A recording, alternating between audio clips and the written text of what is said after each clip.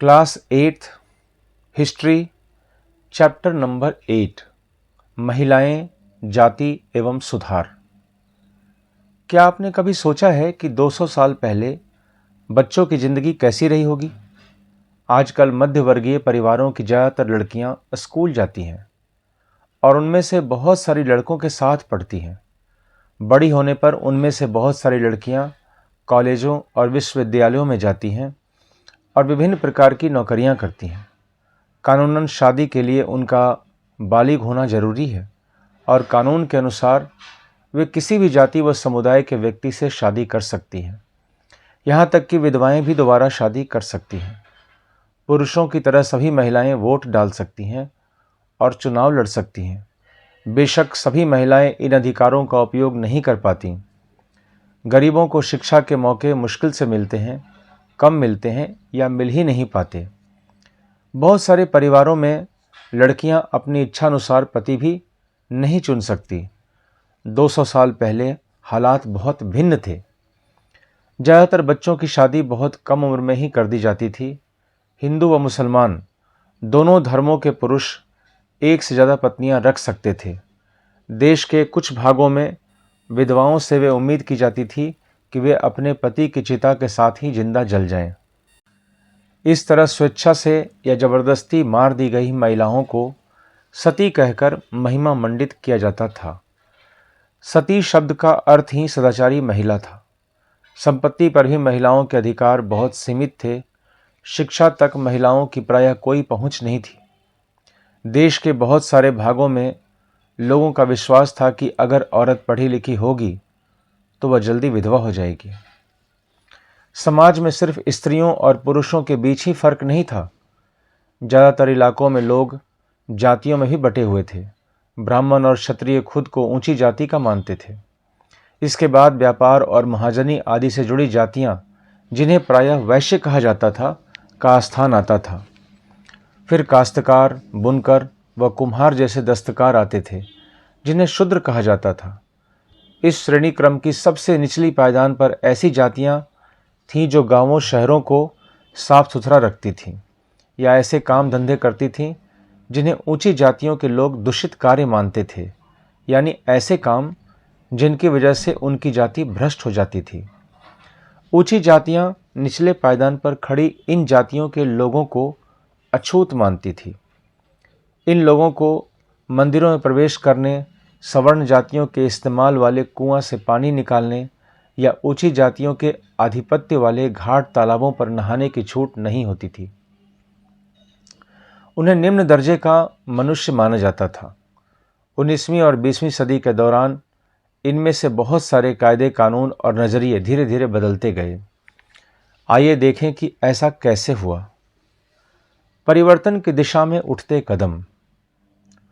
19वीं सदी की शुरुआत से ही हमें सामाजिक रीति रिवाजों और मूल्य मान्यताओं से संबंधित बहस, मुबाहिसे और चर्चाओं का स्वरूप बदलता दिखाई देता है। इसकी एक अहम वजह यह थी कि संचार के नए तरीके विकसित हो रहे थे। पहली बार किताबें, अखबार, पत्रिकाएं, पर्चे और पुस्तिकाएं छप रही थीं। ये चीज़ें न केवल पुराने साधनों के मुकाबले सस्ती थीं, बल्कि उन पांडुलिपियों के मुकाबले ज़्यादा लोगों की पहुंच में भी थी, जिनके बारे में आप कक्षा 7 में पढ़ चुके हैं। लिहाजा आम लोग भी इन चीज़ों को पढ़ सकते थे। उनमें से बहुत सारे अपनी भाषाओं में लिख सकते थे और अपने विचार व्यक्त कर सकते थे। नए शहरों में तमाम तरह के सामाजिक, राजनीतिक, आर्थिक और धार्मिक मुद्दों पर पुरुषों और कभी कभी महिलाओं के बीच चर्चा होती रहती थी। ये चर्चाएं आम जनता तक पहुंच सकती थी और सामाजिक परिवर्तन के आंदोलन से जुड़ी होती थी। इस तरह की बहसें अक्सर भारतीय सुधारकों और सुधार संगठनों की तरफ से शुरू होती थी। राजा राम मोहन रॉय 1772 से 1833 इसी तरह के एक सुधारक थे। उन्होंने कलकत्ता में ब्रह्मो सभा के नाम से एक सुधारवादी संगठन बनाया था, जिसे बाद में ब्रह्मो समाज के नाम से जाना गया। राम मोहन रॉय जैसे लोगों को सुधारक इसलिए कहा जाता है क्योंकि वे मानते थे कि समाज में परिवर्तन लाना और अन्यायपूर्ण तौर तरीकों से छुटकारा पाना जरूरी है। उनका विचार था कि इस तरह के परिवर्तन लाने के लिए लोगों को इस बात के लिए प्रेरित किया जाना चाहिए कि वे पुराने व्यवहार को छोड़कर जीवन का नया ढंग अपनाने के लिए तैयार हों। राम मोहन रॉय देश में पश्चिमी शिक्षा का प्रसार करने और महिलाओं के लिए ज़्यादा स्वतंत्रता व समानता के पक्षधर थे। उन्होंने इस बारे में लिखा है कि किस तरह महिलाओं को जबरन घरेलू कामों में बांध कर रखा जाता था। उनकी दुनिया घर और रसोई तक ही सीमित कर दी जाती थी और उन्हें बाहर जाकर पढ़ने लिखने की इजाज़त नहीं दी जाती थी। चित्र 1 सती बालथाजर साल्विन द्वारा बनाया गया चित्र 1813। भारत आने वाले यूरोपीय चित्रकारों द्वारा बनाई गई सती की बहुत सारी तस्वीरों में से यह एक है। सती प्रथा को पूर्वी समाजों की बर्बरता के सबूत के तौर पर देखा जाता था। गतिविधि: क्या आप बता सकते हैं कि जब किताबें, समाचार पत्र और पर्चे आदि छापने की तकनीक नहीं थी, उस समय सामाजिक रीति रिवाजों और व्यवहारों के बारे में किस तरह चर्चा चलती होगी?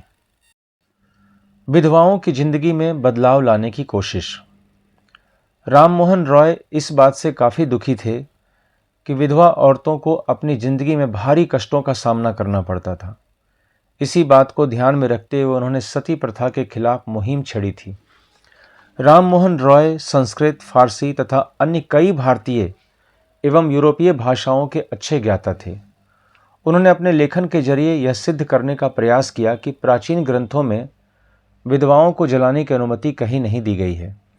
जैसा कि आपने अध्याय 7 में पढ़ा है, 19वीं सदी के प्रारंभ तक बहुत सारे अंग्रेज अफसर भी भारतीय परंपराओं और रीति रिवाजों की आलोचना करने लगे थे। वे राम मोहन रॉय के विचारों को सही मानते थे क्योंकि उनकी एक विद्वान व्यक्ति के रूप में प्रतिष्ठा थी। फलस्वरूप 1829 में सती प्रथा पर पाबंदी लगा दी गई। राम मोहन रॉय ने इस अभियान के लिए जो रणनीति अपनाई, उसे बाद के सुधारकों ने भी अपनाया। जब भी वे किसी हानिकारक प्रथा को चुनौती देना चाहते थे, तो अक्सर प्राचीन धार्मिक ग्रंथों में से ऐसे श्लोक या वाक्य ढूंढने का प्रयास करते थे जो उनकी सोच का समर्थन करते हों। इसके बाद वे दलील देते थे कि संबंधित वर्तमान रीति रिवाज प्रारंभिक परंपरा के खिलाफ है।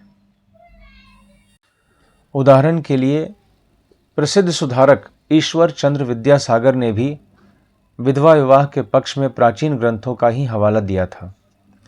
अंग्रेज सरकार ने उनका यह सुझाव मान लिया और 1856 में विधवा विवाह के पक्ष में एक कानून पारित कर दिया।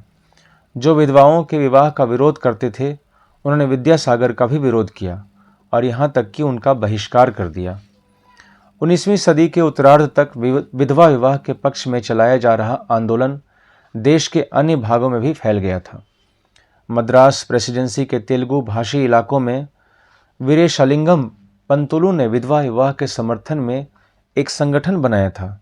लगभग उसी समय बंबई में युवा बुद्धिजीवियों और सुधारकों ने भी विधवा विवाह के प्रचार प्रसार का संकल्प लिया। उत्तर में आर्य समाज की स्थापना करने वाले स्वामी दयानंद सरस्वती ने भी विधवा विवाह का समर्थन किया। इसके बावजूद विवाह करने वाली विधवा महिलाओं की संख्या काफ़ी कम थी। विवाह करने वाली विधवाओं को समाज में आसानी से स्वीकार नहीं किया जाता था। इस तरह रूढ़िवादी तबके इस नए कानून का विरोध करते रहे। चित्र 3 कुंडों पर झूलने का त्यौहार। इस लोकप्रिय त्यौहार में भक्त पारंपरिक अनुष्ठानों के तहत अजीब तरह से कष्ट सहने का अभ्यास करते थे। वे अपनी खाल में कुंडा भेदकर एक झूले पर लटक जाते थे। 19वीं शताब्दी के पूर्वार्ध में जब यूरोपीय अफसरों ने भारतीय रीति रिवाजों और अनुष्ठानों को बर्बर कहकर उनकी आलोचना शुरू की, तो इस त्यौहार की खास तौर से आलोचना की गई। स्रोत 1 पहले हम उन्हें लकड़ियों में बांध देते हैं। राम मोहन रॉय ने अपने विचारों का प्रसार करने के लिए बहुत सारे पर्चे लिखे थे। इनमें से कुछ पर्चे किसी खास रिवाज के समर्थक और आलोचकों के बीच बहस के रूप में लिखे गए थे। सती प्रथा के बारे में इसी तरह का एक उदाहरण देखिए। सती समर्थक: औरतें कुदरती तौर पर कम समझदार, बिना दृढ़ संकल्प वाली, भरोसे के योग्य नहीं होती हैं। उनमें से बहुत सारी खुद ही अपने पति की मृत्यु के बाद उसके साथ जाने की कामना करने लगती है, परंतु वे कहीं धधकती आग से भाग न निकले, इसलिए पहले हम उन्हें चिता की लकड़ियों में कसकर बांध देते हैं। सती विरोधी, आप लोगों ने महिलाओं को अपनी स्वाभाविक क्षमता का प्रदर्शन करने का सही मौका ही कब दिया? फिर भला तुम ये कैसे कह सकते हो कि उनमें समझ नहीं होती? अगर ज्ञान और शिक्षा के बाद भी कोई व्यक्ति न समझ सकता हो या पढ़ाई गई चीज़ों को ग्रहण न कर पाए तो हम उसे अक्षम मान सकते हैं, परंतु अगर तुम औरतों को पढ़ने का मौका ही नहीं दोगे तो तुम उन्हें कमतर कैसे कह सकते हो? गतिविधि, ये संवाद 175 साल से भी ज़्यादा पहले के हैं। आपने भी अपने आसपास महिलाओं के महत्व और क्षमताओं के बारे में तरह तरह के तर्क सुने होंगे। उन्हें लिखें, देखें कि तब और अब की दलीलों में क्या फ़र्क आया है। चित्र 4, स्वामी दयानंद सरस्वती। दयानंद ने 1875 में आर्य समाज की स्थापना की थी। आर्य समाज ने हिंदू धर्म को सुधारने का प्रयास किया था। चित्र 5, ईश्वर चंद्र विद्यासागर। चित्र 6, हिंदू विश्वविद्यालय की छात्राएं 1875। 19वीं शताब्दी में जब लड़कियों के लिए स्कूल खोले गए तो आमतौर पर माना जाता था कि लड़कों की पढ़ाई लिखाई से कम सख्त होनी चाहिए। हिंदू महिला विद्यालय ऐसे शुरुआती संस्थानों में से था जहां वही शिक्षा दी जाती थी जो उस समय लड़कों को दी जा रही थी। लड़कियां स्कूल जाने लगती हैं। बहुत सारे सुधारकों को लगता था कि महिलाओं की दशा सुधारने के लिए लड़कियों को शिक्षित करना जरूरी है। कलकत्ता में विद्यासागर और बंबई में बहुत सारे अन्य सुधारकों ने लड़कियों के लिए स्कूल खोले। 19वीं सदी के मध्य में जब इस तरह के प्रारंभिक स्कूल खुले तो बहुत सारे लोग उनसे डरते थे। लोगों को भय था कि स्कूल वाले लड़कियों को घर से निकाल ले जाएंगे और उन्हें घरेलू कामकाज नहीं करने देंगे। स्कूल जाने के लिए लड़कियों को सार्वजनिक स्थानों से गुजरकर जाना पड़ता था। बहुत सारे लोगों को लगता था कि इससे लड़कियां बिगड़ जाएंगी। उनकी मान्यता थी कि लड़कियों को सार्वजनिक स्थानों से दूर रहना चाहिए। फलस्वरूप 19वीं सदी में पढ़ने लिखने वाली ज़्यादातर महिलाओं को उनके उदार विचारों वाले पिता या पति की देखरेख में घर पर ही पढ़ाया जाता रहा। कई महिलाओं ने बिना किसी की मदद लिए खुद ही पढ़ना लिखना सीखा। क्या आपको याद है कि पिछले साल की सामाजिक एवं राजनीतिक जीवन पुस्तक में आपने राजसुंदरी देवी के बारे में क्या पढ़ा था? वे ऐसी महिलाओं में से थीं जिन्होंने रात में दिए की टिमटिमाती लौ में चोरी छिपे ही पढ़ना लिखना सीखा था। 19वीं सदी के आखिरी हिस्से में आर्य समाज द्वारा पंजाब में और ज्योतिराव फूले द्वारा महाराष्ट्र में लड़कियों के लिए स्कूल खोले गए। उत्तर भारत के कुलीन मुस्लिम परिवारों की महिलाएं अरबी में कुरान शरीफ पढ़ना सीखने लगीं। उन्हें घर पर ही पढ़ाने के लिए शिक्षिकाएं रखी जाती थीं। इस स्थिति को देखते हुए मुमताज़ अली जैसे कुछ सुधारकों ने कुरान शरीफ की आयतों का हवाला देकर कहा कि महिलाओं को भी शिक्षा का अधिकार मिलना चाहिए। 19वीं सदी के आखिर से ही उर्दू में उपन्यासों का सिलसिला शुरू हुआ। इन उपन्यासों में महिलाओं को इस बात के लिए प्रोत्साहित किया जाता था कि वे धर्म और घरेलू साज संभाल के बारे में पढ़ें। महिलाओं के बारे में महिलाएं लिखने लगीं। 20वीं सदी की शुरुआत से ही बहुत सारी मुस्लिम महिलाओं ने महिला शिक्षा को बढ़ावा देने के लिए अहम भूमिका अदा की। जैसे भोपाल की बेगमों ने अलीगढ़ में लड़कियों के लिए प्राथमिक स्कूल खोला। बेगम रुकैया सखावत हुसैन भी इस दौर की एक प्रभावशाली महिला थी, जिन्होंने कलकत्ता और पटना में मुस्लिम लड़कियों के लिए स्कूल खोले। वह रूढ़िवादी विचारों की कटु आलोचक थीं और उनका मानना था कि प्रत्येक धर्म के धार्मिक नेताओं ने औरतों को निचले दर्जे में रखा है। 1880 के दशक तक आते आते भारतीय महिलाएं विश्वविद्यालयों में प्रवेश होने लगी थीं। उनमें से कुछ चिकित्सक और कुछ शिक्षिका बन गईं। बहुत सारी महिलाएं लिखने लगीं और उन्होंने समाज में महिलाओं की स्थिति पर अपने आलोचनात्मक विचार प्रकाशित किए। पूना में घर पर ही रहकर शिक्षा प्राप्त करने वाली ताराबाई शिंदे ने स्त्री पुरुष तुलना नाम से एक किताब प्रकाशित की, जिसमें पुरुषों और महिलाओं के बीच मौजूद सामाजिक फर्कों की आलोचना की गई थी। संस्कृत की महान विद्वान पंडिता रमाबाई का मानना था कि हिंदू धर्म महिलाओं का दमन करता है। उन्होंने ऊंची जातियों की हिंदू महिलाओं की दुर्दशा पर एक किताब भी लिखी थी। उन्होंने पूना में एक विधवा गृह की स्थापना की, जहां ससुराल वालों के हाथों अत्याचार झेल रही महिलाओं को पनाह दी जाती थी।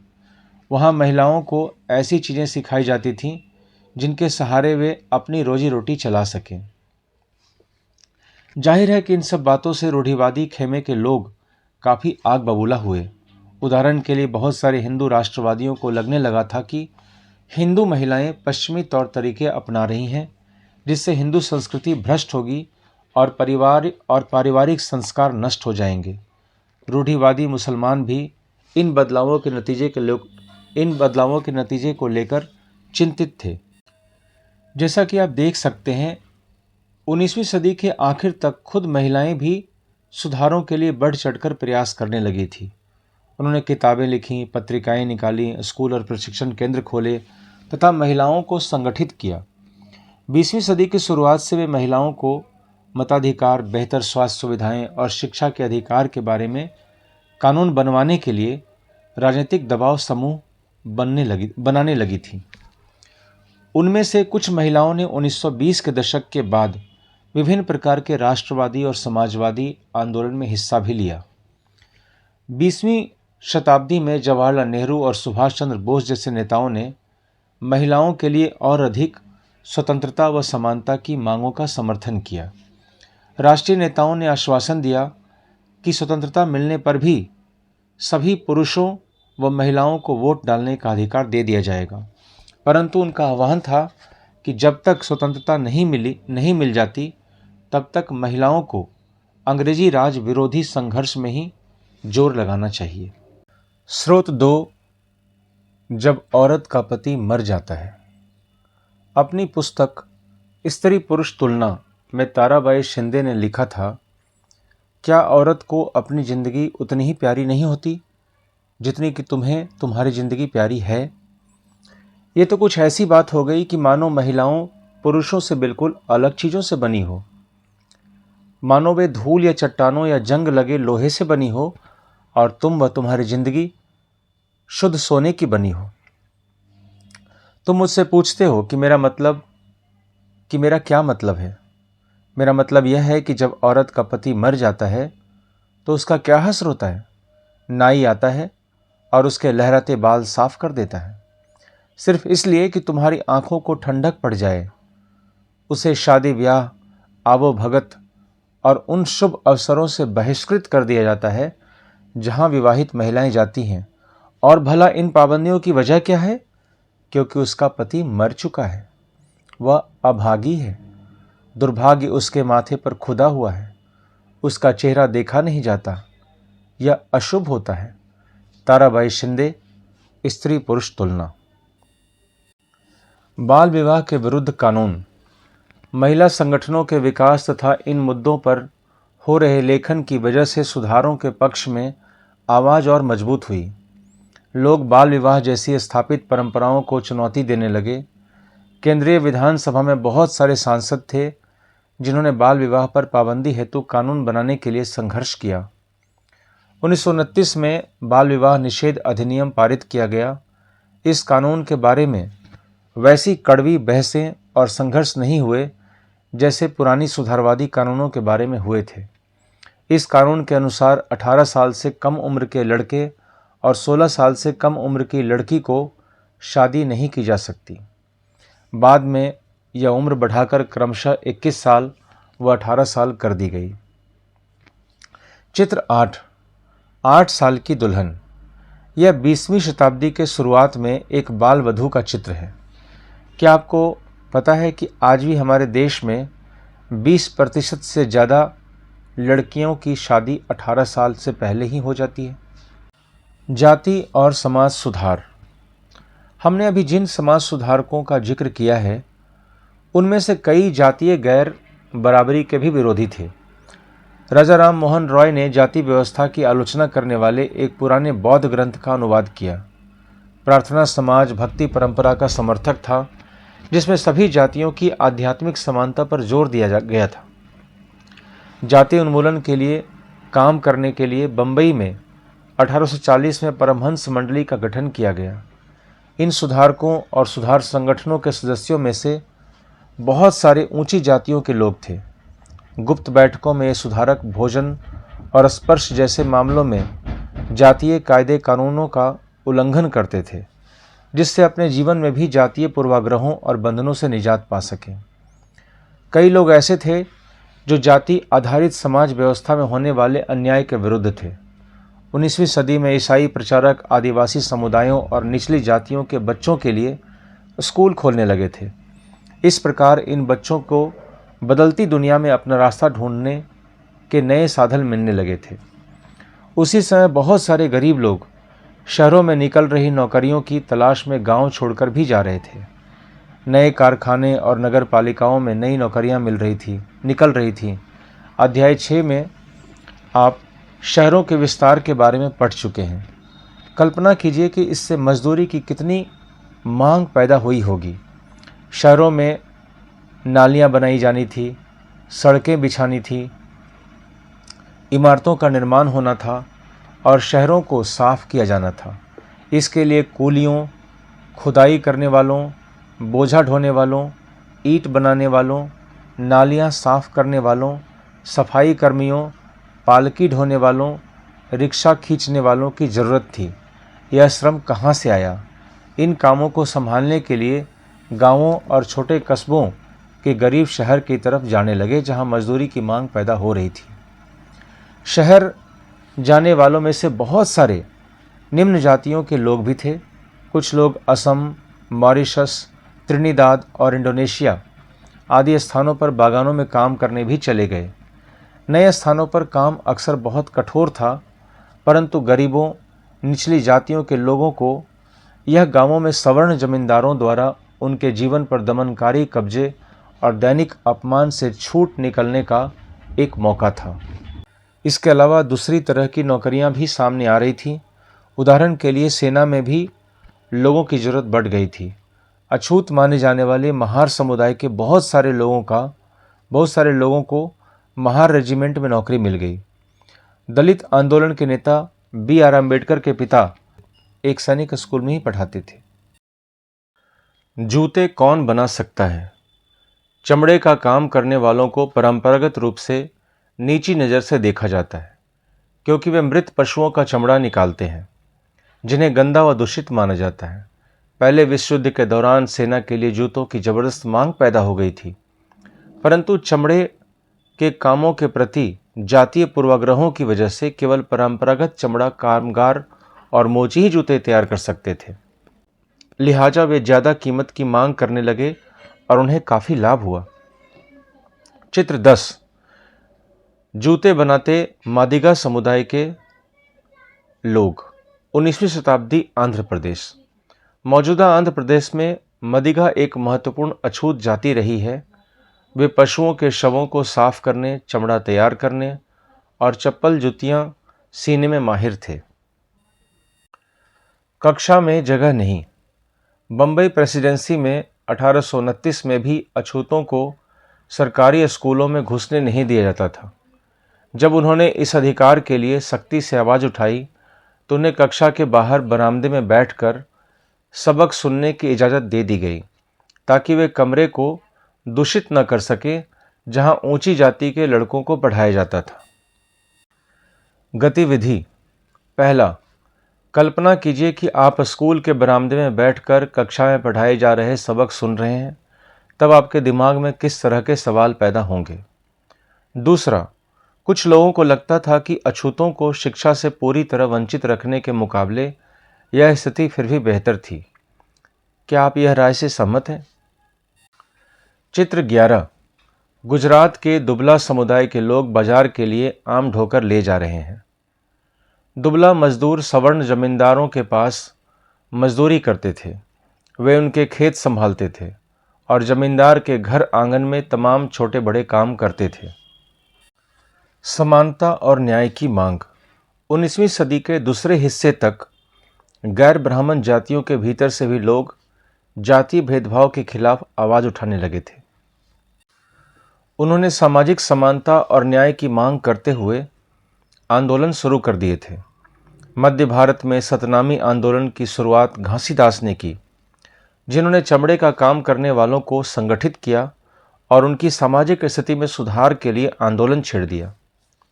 पूर्वी बंगाल में हरिदास ठाकुर के मतुआ पंथ ने चांडाल काश्तकारों के बीच काम किया। हरिदास ने जाति व्यवस्था को सही ठहराने वाले ब्राह्मणवादी ग्रंथों पर सवाल उठाया, जिसे आज केरल कहा जाता है। वहाँ ऐझावा जाति के श्री नारायण गुरु ने अपने लोगों के बीच एकता का आदर्श रखा। उन्होंने जातिगत भिन्नता के आधार पर लोगों के बीच भेदभाव करने का विरोध किया। उनके अनुसार सारी मानवता की एक ही जाति है। उनका एक महत्वपूर्ण कथन था, ओरु जाति ओरु मतम ओरु दैवम मनुष्यानु, मानवता की एक जाति, एक धर्म, एक ईश्वर। इन सभी पंथों की स्थापना ऐसे लोगों ने की थी जो गैर ब्राह्मण जातियों से थे और उनके बीच ही काम करते थे। उन्होंने उन आदतों और तौर तरीकों को बदलने का प्रयास किया जो प्रभुत्वशाली जातियों का अपमान करने के लिए उकसाती थी। उन्होंने अधीनस्थ जातियों में स्वाभिमान का भाव पैदा करने का प्रयास किया। गुलामगिरी। निम्न जाति नेताओं में ज्योतिराव फुले सबसे मुखर नेताओं में से थे। 1827 में जन्मे ज्योतिराव फुले ने ईसाई प्रचारकों द्वारा खोले गए स्कूलों में शिक्षा पाई थी। बड़े होने पर उन्होंने जाति आधारित समाज में फैले अन्याय के बारे में अपने विचार व्यक्त किए। उन्होंने ब्राह्मणों के इस दावे पर खुलकर हमला बोला कि आर्य होने के कारण वे औरों से श्रेष्ठ हैं। फूले का तर्क था कि आर्य विदेशी थे जो उपमहाद्वीप के बाहर से आए थे और उन्होंने इस मिट्टी के असली वारिसों आर्यों के आने से पहले यहाँ रह रहे मूल निवासियों को हराकर उन्हें गुलाम बना लिया था। जब आर्यों ने अपना प्रभुत्व स्थापित कर लिया तो वे पराजित जनता को नीच निम्न जाति वाला मानने लगे। फूले के अनुसार ऊंची जातियों का उनकी जमीन और सत्ता पर कोई अधिकार नहीं है। यह धरती यहाँ के देशी लोगों की, कथित निम्न जाति के लोगों की है। फूले ने दावा किया कि आर्यों के शासन से पहले यहाँ स्वर्ण युग था। तब योद्धा किसान जमीन जोतते थे और मराठा देहात पर न्याय संगत और निष्पक्ष तरीके से शासन करते थे। उन्होंने सुझाव दिया कि शूद्रों, श्रमिक जातियों और अतिशूद्रों, अछूत को जातीय भेदभाव खत्म करने के लिए संगठित होना चाहिए।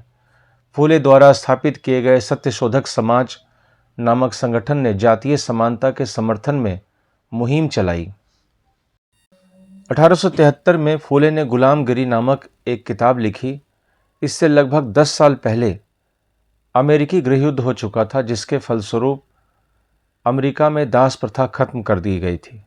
फूले ने अपनी पुस्तक उन सभी अमेरिकियों को समर्पित की जिन्होंने गुलामों की मुक्ति दिलाने के लिए संघर्ष किया था।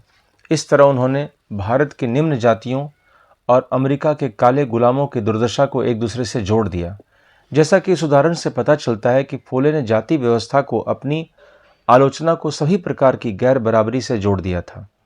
वह उच्च जाति महिलाओं की दुर्दशा, मजदूरों की मुसीबतों और निम्न जातियों के अपमानपूर्ण हालात के बारे में गहरे तौर पर चिंतित थे।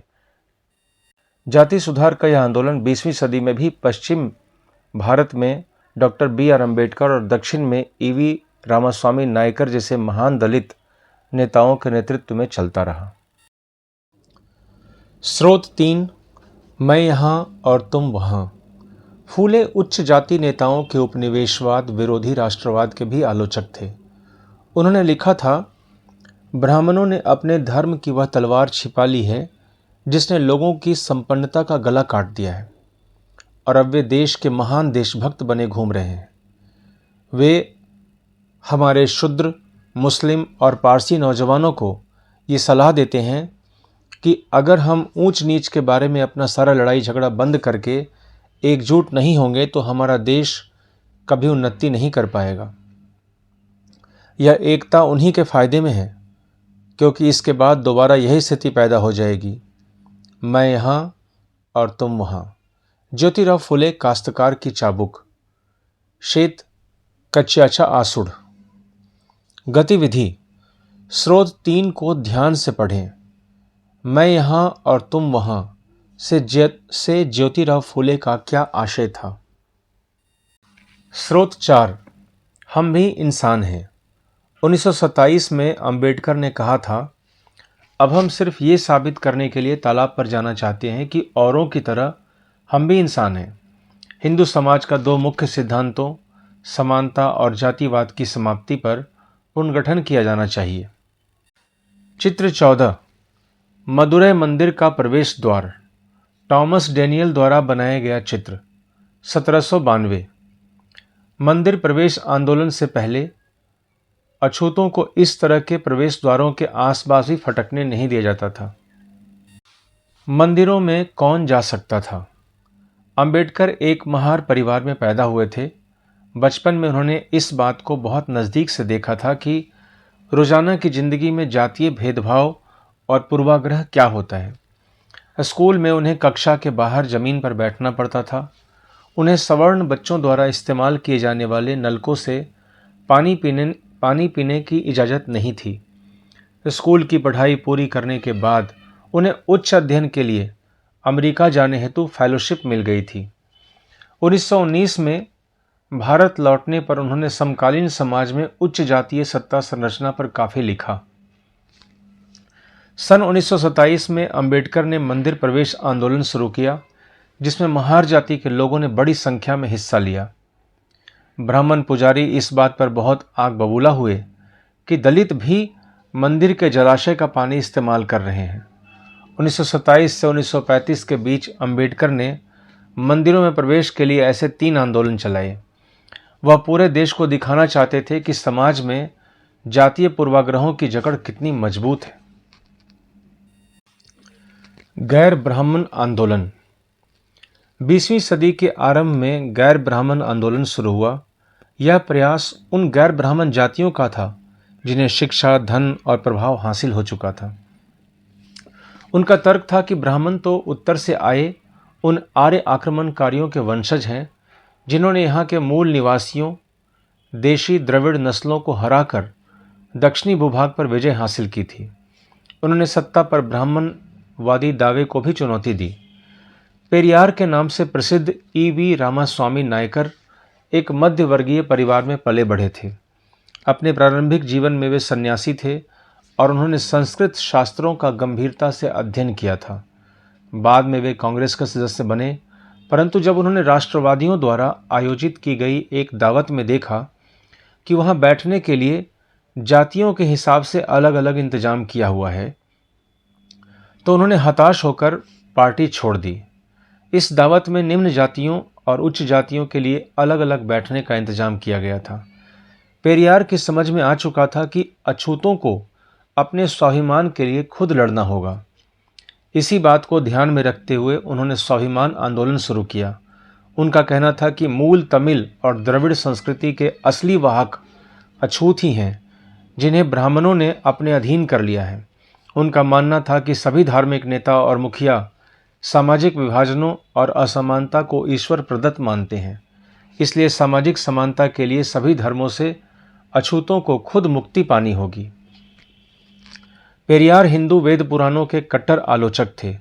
खास तौर से मनु द्वारा रचित संहिता, भगवद गीता और रामायण के वे कटु आलोचक थे। उनका कहना था कि ब्राह्मणों ने निचली जातियों पर अपनी सत्ता तथा महिलाओं पर पुरुषों का प्रभुत्व स्थापित करने के लिए इन पुस्तकों का सहारा लिया है। ये दलीलें लोगों को सहज रास नहीं आई। निम्न जातीय नेताओं के भाषणों, विचारपूर्ण लेखन और आंदोलनों से उच्च जातीय राष्ट्रवादी नेताओं के बीच कुछ आत्ममंथन और आत्मालोचना की प्रक्रिया शुरू हुई। परंतु रूढ़िवादी हिंदू समाज ने भी उत्तर में सनातन धर्म सभाओं तथा भारत धर्म महामंडल और बंगाल में ब्राह्मण सभा जैसे संगठनों के जरिए इन रुझानों का सख्ती से विरोध किया। इन संगठनों का मकसद यही था कि हिंदू धर्म में जातीय ऊंच नीच को जो महत्व दिया जाता है, उस पर कोई आंच न आए। वे साबित करना चाहते थे कि इस बात को धार्मिक ग्रंथों में भी मान्यता मिली हुई है। औपनिवेशिक काल के बाद भी जाति के सवाल पर बहस और संघर्ष चलते रहे और ये आज भी जारी है। स्रोत 5, महिलाओं के बारे में पेरियार। पेरियार ने लिखा था, तारा मुकुर्तम जैसे शब्दों के आगमन के बाद हमारी महिलाएं अपने पतियों के हाथों की कठपुतली बन गई थी। हमें ऐसे पिताओं के संरक्षण में जीना पड़ा जो अपनी बेटियों को सलाह देते हैं कि उन्हें पतियों को उपहार में दिया जा चुका है और अब वे अपने पति के घर का हिस्सा हैं। यह संस्कृत के साथ हमारी घनिष्ठता का परिणाम है। पेरियार द्वारा रचित पेरियार चिंता नाइकल से उद्धृत। गतिविधि। आज भी जाति इतना विवादास्पद मुद्दा क्यों बनी हुई है? औपनिवेशिक काल में जाति के विरुद्ध सबसे महत्वपूर्ण आंदोलन कौन सा था? सुधारों के लिए संगठित होना। ब्रह्मो समाज। ब्रह्मो समाज की स्थापना 1830 में की गई थी। यह संस्था सभी प्रकार की मूर्ति पूजा और बलि के विरुद्ध थी और इसके अनुयायी उपनिषदों में विश्वास रखते थे। इसके सदस्यों को अन्य धार्मिक प्रथाओं या परंपराओं को आलोचना करने का अधिकार नहीं था। ब्रह्मो समाज ने विभिन्न धर्मों के आदर्शों, खास तौर से हिंदुत्व और ईसाई धर्म के विचारों की आलोचनात्मक व्याख्या करते हुए उनके नकारात्मक और सकारात्मक पहलुओं पर प्रकाश डाला। डेरोजियो एवं यंग बंगाल। 1820 के दशक में Henry Louis William Derozio Hindu college Calcutta में अध्यापक थे। उन्होंने अपने विद्यार्थियों को अमूल परिवर्तनकारी विचारों से अवगत कराया और उन्हें तमाम तरह की सत्ता पर सवाल खड़ा करने के लिए प्रोत्साहित किया। उनके द्वारा शुरू की गई यंग बंगाल मूवमेंट में उनके विद्यार्थियों ने परंपराओं और रीति रिवाजों पर उंगली उठाई, महिलाओं के लिए शिक्षा की मांग की और सोच व अभिव्यक्ति की स्वतंत्रता के लिए अभियान चलाया। रामकृष्ण मिशन और विवेकानंद। रामकृष्ण मिशन का नाम स्वामी विवेकानंद के गुरु रामकृष्ण परमहंस के नाम पर रखा गया था। यह मिशन समाज सेवा और निस्वार्थ श्रम के जरिए मुक्ति के लक्ष्य पर जोर देता था। स्वामी विवेकानंद 1863 से 1902, जिनका मूल नाम नरेंद्रनाथ दत्त था, उन्होंने श्री रामकृष्ण की सरल शिक्षाओं को अपने प्रतिभाशाली संतुलित आधुनिक विचारधारा से जोड़कर संपूर्ण विश्व में प्रसारित किया। 1893 में शिकागो में विश्व धर्म संसद में उन्हें सुनने के बाद न्यूयॉर्क हेराल्ड ने विवरण दिया कि ऐसे विद्वान राष्ट्र में धर्म प्रचारकों को भेजना कितना मूर्खतापूर्ण है। वास्तव में स्वामी विवेकानंद आधुनिक समय के पहले भारतीय थे जिन्होंने विश्वव्यापी स्तर पर वेदांत दर्शन के आध्यात्मिक गौरव को पुनर्स्थापित किया। लेकिन उनका उद्देश्य केवल धर्म की व्याख्या करना नहीं था। अपने देशवासियों की निर्धनता और दुर्दशा से उन्हें अतिशय दुख हुआ। उनका यह दृढ़ विश्वास था कि कोई भी सुधार तभी सफल हो सकता है जब जन समूह की दशा उन्नत हो। अतः भारत के लोगों को उन्होंने रसोई घर के धर्म की संकीर्ण चारदीवारी से बाहर निकलने और राष्ट्र की सेवा में एकजुट होने का आह्वान किया। इस आह्वान द्वारा भारतीय राष्ट्रवाद की प्रारंभिक अवस्था में उन्होंने असाधारण योगदान दिया। किंतु राष्ट्रवाद के बारे में उनका भाव संकीर्ण नहीं था। उन्हें यह विश्वास था कि मानव जाति को जिन समस्याओं का सामना करना पड़ रहा है उन पर तभी काबू पाया जा सकता है जब विश्व के सभी राष्ट्र एक समान धरातल पर एक साथ आए। अतः एक सामान्य आध्यात्मिक विरासत के आधार पर उन्होंने युवाओं को एक होने का उपदेश दिया। इस उद्बोधन में वह वास्तव में नई विचारधारा के प्रतीक और भविष्य के लिए एक महान शक्ति का स्रोत बन गए। प्रार्थना समाज। 1867 में बंबई में स्थापित प्रार्थना समाज ने जातीय बंधनों को खत्म करने और बाल विवाह के उन्मूलन के लिए प्रयास किया। प्रार्थना समाज ने महिलाओं की शिक्षा को प्रोत्साहित किया और विधवा विवाह पर लगी पाबंदी के खिलाफ आवाज़ उठाई। उसकी धार्मिक बैठकों में हिंदू, बौद्ध और ईसाई ग्रंथों पर विचार विमर्श किया जाता था। वेद समाज। मद्रास, चेन्नई में 1864 में वेद समाज की स्थापना हुई। वेद समाज ब्रह्मो समाज से प्रेरित था। वेद समाज ने जातीय भेदभाव को समाप्त करने और विधवा विवाह तथा महिला शिक्षा को प्रोत्साहित करने के लिए काम किया। इसके सदस्य एक ईश्वर के अस्तित्व में विश्वास रखते थे। उन्होंने रूढ़िवादी हिंदुत्व के अंधविश्वासों और अनुष्ठानों की सख्त निंदा की। अलीगढ़ आंदोलन। सैयद अहमद खां द्वारा 1875 में अलीगढ़ में खोले गए मोहम्मद एंग्लो ओरिएंटल कॉलेज को ही बाद में अलीगढ़ मुस्लिम विश्वविद्यालय के नाम से जाना गया। यहाँ मुसलमानों को पश्चिमी विज्ञान के साथ साथ विभिन्न विषयों की आधुनिक शिक्षा दी जाती थी। अलीगढ़ आंदोलन का शैक्षणिक सुधारों के क्षेत्र में गहरा प्रभाव रहा है। सिंह सभा आंदोलन। सिखों के सुधारवादी संगठन के रूप में सिंह सभाओं की स्थापना 1873 में अमृतसर में शुरू हुई थी। बाद में 1879 में लाहौर में भी सिंह सभा का गठन किया गया। इन सभाओं ने सिख धर्म को अंधविश्वासों, जातीय भेदभाव और ऐसे आचरण जिसे वे गैर सिख समझती थीं से मुक्त कराने का प्रयास किया। उन्होंने सिखों को शिक्षा के लिए प्रोत्साहित किया, जिसमें अक्सर आधुनिक ज्ञान के साथ साथ सिख धर्म के सिद्धांतों को भी पढ़ाया जाता था।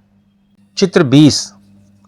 खालसा कॉलेज अमृतसर 1892 में सिख सभा आंदोलन के नेताओं द्वारा स्थापित किया गया। अन्यत्र काले गुलाम और गोरे बागान मालिक। आप यह जान चुके हैं कि ज्योतिराव फुले ने अपनी पुस्तक गुलामगिरी में जातीय उत्पीड़न और अमेरिका में प्रचलित दास प्रथा के बीच किस तरह संबंध स्थापित किया था। क्या आप जानते हैं कि दासता की यह प्रथा क्या थी? 17वीं शताब्दी में जब यूरोपीय खोजी यात्री और व्यापारी पहली बार अफ्रीका पहुंचे तो उन्होंने गुलामों का व्यापार शुरू किया था।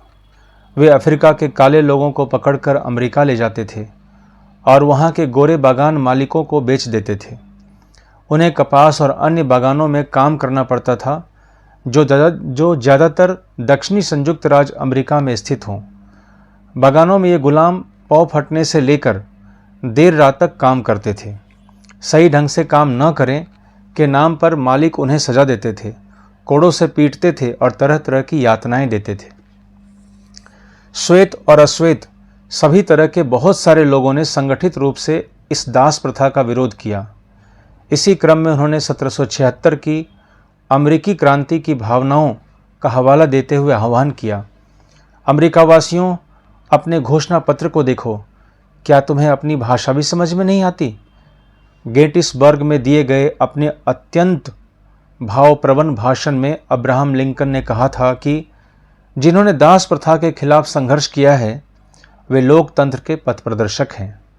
उन्होंने लोगों से आह्वान किया कि वे नस्ली समानता के लिए कदम उठाएं ताकि धरती से जनता के द्वारा जनता के लिए सरकार का नाश न हो।